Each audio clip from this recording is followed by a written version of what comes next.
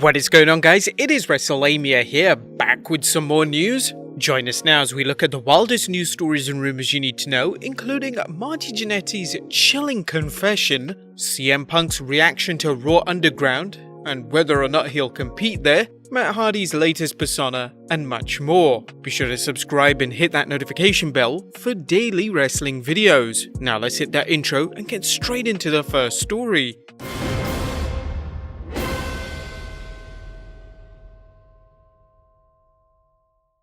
Now our first story looks at Marty Jannetty's chilling admission. Did Marty Jannetty end a man's life? Well, the former rocker took to Facebook to reveal a secret from his past, admitting, "I've never told no one this, even my brother Gino, because Gino would have killed him, and I didn't want my brother gone. Hell, he'd only recently come back from Vietnam. I was 13, working at Victory Lane's bowling alley buying weed from that worked there, and he put his hands on me. He dragged me around the back of the building. You already know what he was going to try to do. That was the very first time I made a man disappear. They never found him. They should have looked into the Chattahoochee River, but Winnie, the girl in these pics, I likes you so damn much, probably my favorite. But I promised myself way back then nobody would ever hurt me again. That includes you. I loved you, but you hurt me with your Jamaican jealousy. You can go your own way. I don't need you." This is a life-changing admission, but the only problem is whether or not to believe Jannetty, whose life has been a mess thanks to his inability to deal with his own personal demons. After all, Jannetty has made numerous shocking confessions in the past, but this goes on another level. We're not sure of Jannetty's mindset when he made this post, but obviously it's clear from this and his other posts that he needs serious help. And if this story is indeed true, then it should be placed in the hands of the law. Next up, the name of the new WWE faction. Now, after that chilling admission, we do go on to some wrestling news, a little bit more light-hearted. Now, even though there's not much known about the new faction on WWE, and rumor has it the WWE social media department accidentally released information that the group would debut on the 3rd August Raw, the WWE has released the group's name. WWE.com issued a statement discussing the mysterious group's destruction of a generator, saying, WWE.com has learned that the faction behind the attack is calling themselves Retribution. Little else is known about Retribution aside from the fact that causing chaos seems to be their sole motivation. Just who is Retribution and what is their ultimate goal? You can find out by tuning into Raw next week. One question fans have is whether the new group will appear on Raw or more than one show. If the WWE wanted to build some excitement for their shows, they could feature Retribution on all 3 brands, hoping to boost the ratings as it did with the NXT Invasion storyline in late 2019. But who do you think is part of this faction? Wouldn't it be cool if it was an amalgamation of different brands? Perhaps one from Raw, SmackDown, NXT, and even 205 Live? What if it was a fired superstar that has come back? Again, let us know in the comments down below and who you think is part of it. Next up, Dana White's advice for Rock and the XFL. Now that it looks like Dwayne "The Rock" Johnson will be buying the XFL, UFC President Dana White has some advice on how to turn the twice-failed football league into a success. Speaking with TMZ Sports, White offered advice as well as his personal services as an advisor to his friend The Rock. "If I was The Rock, I would try to get that rolling as fast as I could. I tried to get that on television ASAP. I guarantee you there's a ton of networks that would do it. You have all these multi-millionaire athletes that don't want to play right now. All these guys don't want to play. They want to sit out, don't want to stay in the bubble, don't want to do what it takes. Don't be surprised if The Rock slides right into that slot with some great programming.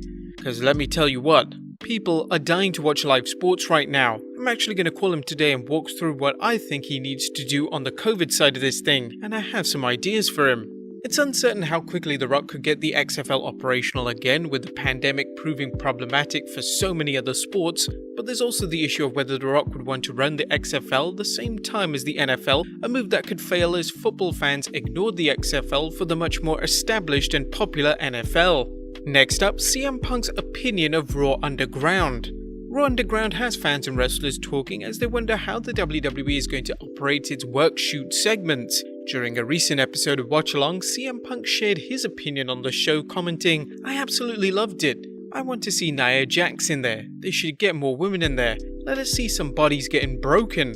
The idea that Shane McMahon and all these people would be in the performance center for the whole 3 hours and they cut into what they're doing in various segments is pretty cool. 3 hours of no-holds-barred fights and strippers, that's all I want to see. The good thing with Punk is that the fans can always count on his snarky insights into the WWE. Punk's take on Underground seems to sum up many fans' opinions of the new segment.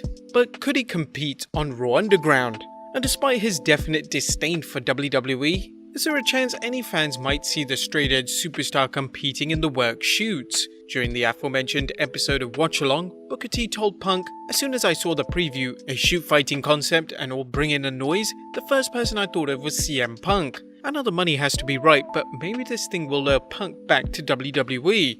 Punk, who didn't fare too well during his brief run in the UFC, answered back saying, "You want me to get that first MMA win, right? If Punk were to return, where do you think he would help the WWE the most? And is there any chance of Punk returning, especially in light of Vince McMahon's rumoured remarks that he has no interest in bringing him back? Which is something that we're looking on to next. As with the WWE suffering a rating slump, has Vince McMahon changed his opinion about bringing CM Punk back to the WWE? According to Dave Meltzer, don't rule anything out. There is nothing irreparable when it comes to wrestling, and when it comes to Vince, especially now.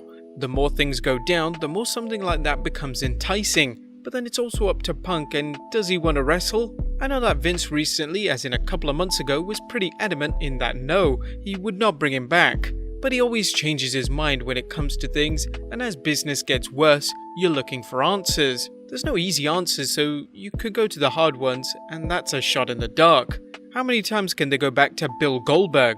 You know what I'm saying? A Punk return could pop ratings, and as the WWE has shown, it's not afraid to spend big bucks on wrestling legends such as Goldberg and Edge. However, if Punk did return, would he work more than a few appearances each year, much as Edge does?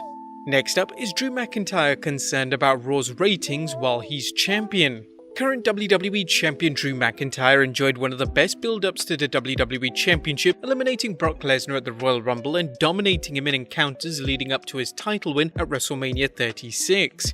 Sadly, his push and reign may have been hampered by the pandemic and the lack of fans present when he won the belt, and ever since. During this time, the WWE's ratings have continued declining, so it's only natural that some fans and pundits are questioning his effectiveness as champion. Speaking to Television Insider, the mayor of Claymore Country discussed how he feels about his title reign and any impact on Raw's ratings. "It doesn't bring me down, I've been through so much, the ups and downs in my career, some really low points. I don't let it get to me or distract me from the goal at home. Our WWE Universe, our audience is such a big part of the show.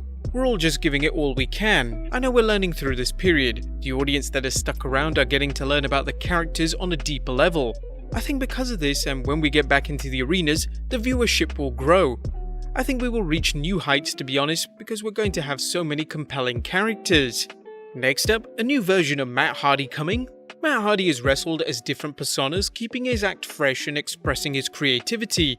Whether it's been Matt Hardy V1, Broken Matt Hardy, Big Money Matt, or any other persona, Hardy has reached incredible heights creatively. However, a recent comment that he was abandoning his personas to focus on just being himself confused a few fans. Hardy recently posted a video to clarify his comments, noting that his various personas make up who he is, aka Matt Hardy, and that he wants to continue showing the wrestling world, and more importantly his children, who he is and what he means to wrestling. Could this mean that he will occasionally revisit his past personas? We'll have to wait and see, but it's good that Matt isn't restricting himself creatively. Next up, AEW buys an old WWE website. Now, if you remember the WWF's old Right to Censor faction that saw Steven Richards and his group of wrestlers trying to clean up the WWF during the PG-13 Attitude Era, if you do, you may remember the group had a domain, www.righttocensor.com. Well, apparently someone decided to have some fun at the WWE's expense when they realized the obscure domain name was free. Now anyone typing in that website will find themselves directed to AEW's website. Next up, are we going to have a title for Raw Underground? With the WWE running its new Raw Underground segments, which seem to revolve around work shoot fights, it only makes sense that there be a championship to defend under the different rules. However, Ringside News has reported that this time there are no plans for a belt. However, that could change down the line, as WWE really has no solid plans on what they want to do with Raw Underground. And finally, Kurt Angle celebrates sobriety. Last but not least, congratulations to WWE Hall of Famer Kurt Angle, who recently celebrated 7 years of sobriety. The WWE's Olympic hero tweeted, "Celebrating 7 years of sobriety today. To all of you who supported me and stood by me through good and bad, I want to thank you for not giving up on me. It's always great to see wrestlers overcome personal demons, and hopefully Marty Jannetty will do so too." But there you have it guys, the wildest wrestling news and rumors you need to know. Be sure to leave your comments down below, subscribe if you haven't already, follow us on Instagram and Facebook for exclusive lists, and I'll see you next time with some more wrestling content.